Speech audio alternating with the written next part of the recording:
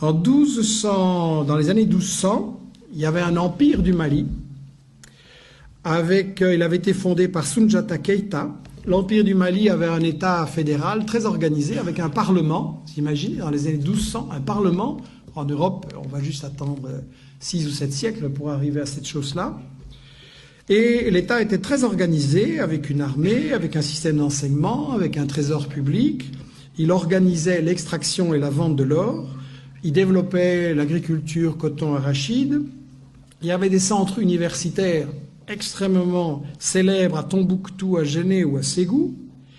Et un des successeurs de Keïta, Boubacar II, 2 siècles avant Christophe Colomb, a lancé 2 expéditions maritimes pour découvrir l'Amérique. Donc, pour des gens qui ne sont jamais entrés dans l'histoire, c'est pas mal.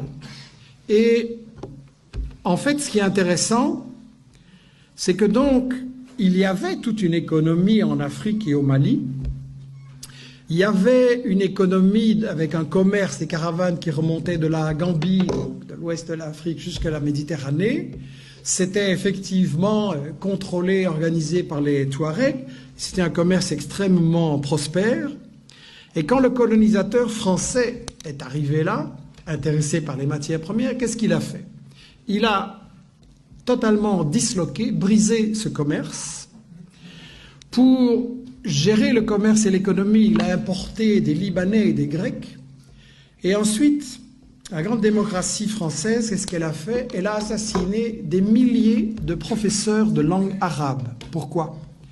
Parce que ce commerce entre toutes ces régions et tous ces pays, quand vous faites du commerce, vous avez besoin d'une langue que tout le monde comprend.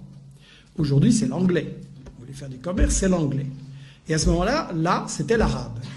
Et donc, si on voulait détruire ce commerce et que tout soit pour l'exportation vers la France, on a massacré des milliers de professeurs d'arabe à l'époque.